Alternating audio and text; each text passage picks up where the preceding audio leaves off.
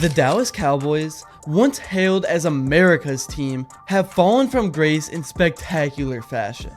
From the heights of 3 consecutive 12-win seasons to their current state of disarray, the 2024 season has become a cautionary tale of mismanagement and missed opportunities. And at the center of this downward spiral stands Jerry Jones, the team's longtime owner and general manager, whose decisions have increasingly come under fire from fans, media, and football analysts alike.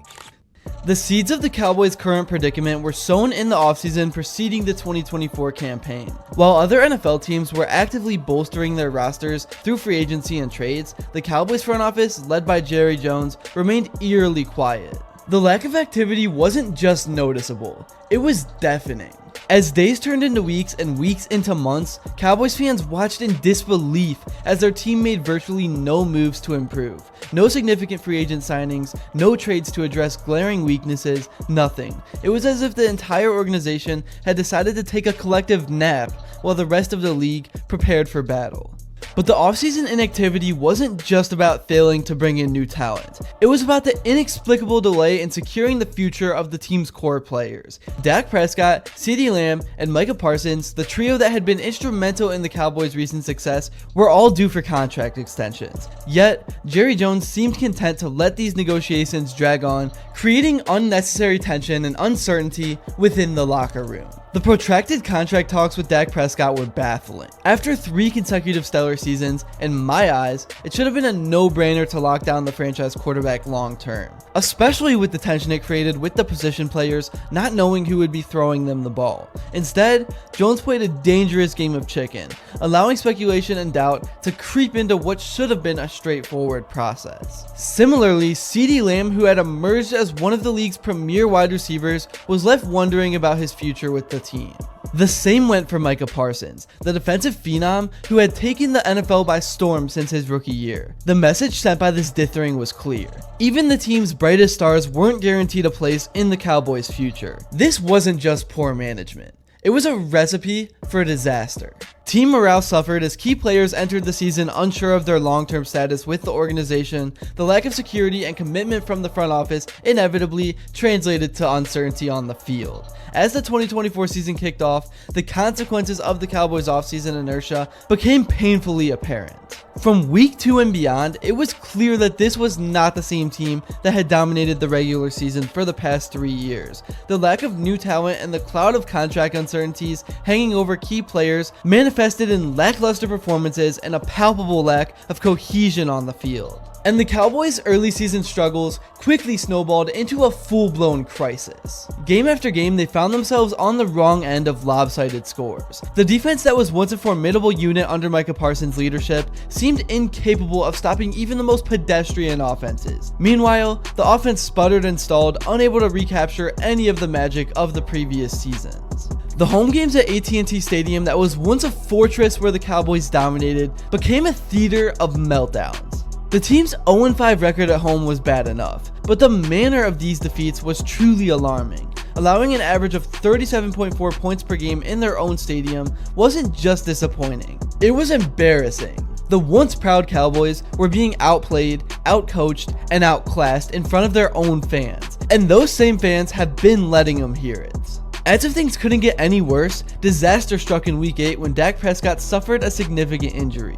The guy who had been training all offseason under the cloud of contract uncertainty before signing the biggest deal we have ever seen was now sidelined indefinitely. This injury not only derailed any hopes of salvaging the season, but it really put the Cowboys in a what now type of situation. With their star quarterback out and morale at an all-time low, the Cowboys season spiraled further out of control.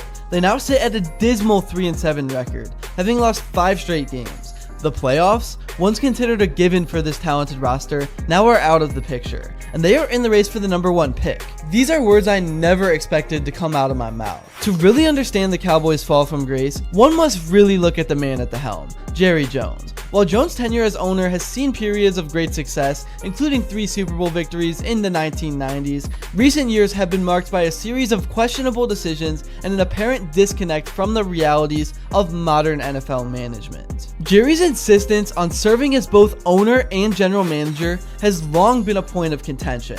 This uncommon dual rule in the NFL has often led to a blurring of lines between business interests and football decisions. While Jones' business acumen is undeniable, he's turned the Cowboys into the most valuable sports franchise in the world. His football decisions have increasingly come under scrutiny. The mishandling of key player contracts is a prime example of Jones' flawed approach. The drawn-out negotiations with Dak Prescott not only created unnecessary drama, but also potentially affected the quarterback's performance and ultimately his health. His approach to free agency and the draft has also been questionable. The Cowboys' lack of significant moves in the 2024 offseason wasn't an anomaly, but rather a continuation of a pattern of conservatism in player acquisition. While other teams aggressively pursued top talent, Jones seemed content to rely on existing players and unproven draft picks. Perhaps most frustrating for fans has been Jones' tendency to meddle in coaching decisions. His very public and often contradictory statements about team strategy and player usage have undermined the authority of his coaching staff. This blurring of roles between ownership and coaching has created a dysfunctional environment where the chain of command is unclear and accountability is diffuse. And all this has ultimately led to a blaze of fire and also funny memes on social media. Fans are more than fed up. Everyone has been calling for Jerry to step down from football operations, but with no sign of that happening anytime soon other than his age, the future of the Cowboys in terms of football really does look to be headed on an out-of-control downward spiral, and big names in the media like Stephen A. Smith have not held back about it. Stephen A., what should the Cowboys... You see? Don't even ask me, Molly. Okay. Let's go to Shannon. Shannon, did you see what I'm saying, Shannon? Shannon, what did you see that quote? What does that mean? What does that mean? Cousin. Is that like a Southern thing? I don't. Give it to me, Shannon. Give it to me.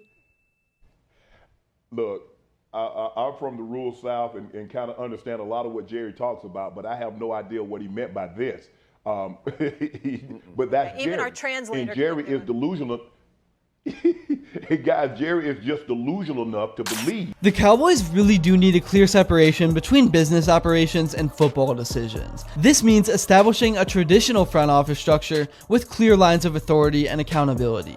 That is one way I think they could actually get back on track with a real rebuild. Will that happen? Probably not. But at some point, it's just obvious what needs to be done. All in all, the 2024 season will likely go down as one of the darkest in Dallas Cowboys franchise history. From the offseason missteps to the on-field disasters, it has been a year to forget for players, coaches, and fans alike. However, in all this lies an opportunity for rebirth and renewal. They can probably trade away some of their big contracts, and from there, they need to build through the draft and be a less superstar-dependent team.